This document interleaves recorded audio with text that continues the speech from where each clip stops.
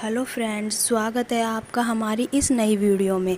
ये कहानी है ऊंट और सियार की, जो घने मित्र होते हैं। वह दोनों बहुत पक्के मित्र होते हैं। एक दिन सियार ऊंट से कहता है, चल भाई, पास में जो खरबूजे की खेती है उसमें खरबूजे खाने चलते हैं। लेकिन रास्ते में तो एक नदी पड़ती है, मैं ठहरा छोटा सा, अब मुझसे वो नदी कैसे पार होगी। तो तू मेरे साथ रहेगा तो हम आसानी से उस खरबूजे के खेत में पहुंच सकते हैं। मैंने सुना है वहाँ पे मोटे मोटे खरबूजे और बहुत ही मीठे मीठे स्वादिष्ट खरबूजे होते हैं। सो फ्रेंड चलो मेरे साथ, हम वहाँ पर खरबूजे खाकर आते हैं। ऊँट यह बात सुनकर अपने दोस्त के लिए उसकी बात मान लेता है और कहता है, चलो भाई, जैसा तुम कहते हो, आज वहाँ के खरबूजे भी खाकर देख लेते हैं।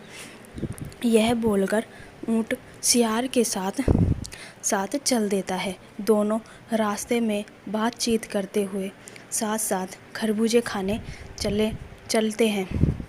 और सियार था बहुत चालाक आदमी, और वह खुश था क्योंकि उससे वैसे तो नदी पार होती नहीं।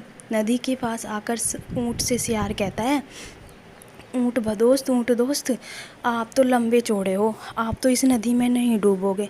मैं ठहरा छोटा सा, मैं इस नदी को पार नहीं कर सकता, तो तुम मुझे अपनी पीठ पर बिठा लो, हम दोनों आसानी से नदी पार कर लेंगे।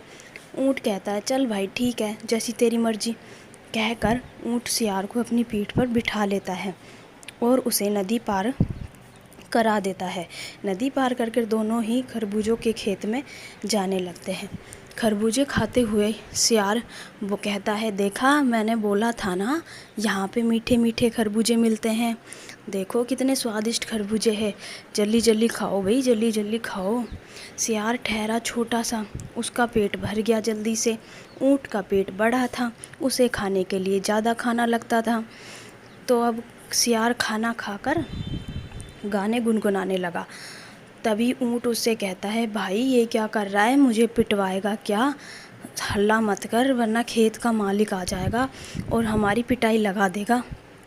तभी सियार कहता है, अरे भाई, ये मेरी पुरानी आदत है, मैं जब खा लेता हूँ तो मुझसे गुनगुनाना पड़ता है, नहीं तो मेरा खाना हजम नहीं होता। इतने में ही खेत का मालिक दूर से दोनों को देख लेता है और वह चिल्लाने लगता है, अरे रुको रुको, तुम मेरे खेत के खरबूजे खा रहे हो। सियार था छोटा सा, वह तो फुदक फुदक कर भागकर जल्दी से झाड़ियों के पीछे छिप गया, जो खेत के मालिक को नहीं दिखा, और ऊँट से धीरे धीरे भगा जाता है। और ऊँट था लंबा चौड़ा, वो किसी झाड़ियों के पीछे भी छिपता तो कोई फ़ायदा नहीं। इस कारण ऊँट की जमकर पिटाई हो गई और ऊँट ने जैसे तैसे खेत के मालिक से अपना पीछा छुड़ाकर वहाँ से भाग निकला। सियार जंगल के में उसका इंतज़ार कर रहा था। तभी सियार सोचता है कि आज तो ऊँट भाई की पिटाई बन गई, बड़े मज़े आए। यह सोच सोचकर सियार मन ही मन में बहुत खुश हो रहा था। तभी वहाँ पर ऊँट आता है और कहता है, चलो भाई चलते हैं। तो सियार कहता है, हाँ भाई चलो चलते हैं, खरबूजे तो हमने खा लिए। यह सोचकर ऊँट उसके साथ साथ बिना कुछ बोले ही चल देता है। और नदी के पास आकर सियार कहता है, ऊँट भाई चल, पीठ पर बिठा ले, मुझसे तो ये नदी पार होगी नहीं, तुझे तो पता ही है। तभी ऊँट उससे कहता है, ठीक है भाई, जैसी तेरी मर्जी, चल आजा, बैठ जा, और मैं कर भी क्या सकता हूँ। ऊँट उसे अपनी पीठ पर बिठाकर धीरे धीरे नदी पार करने लगा।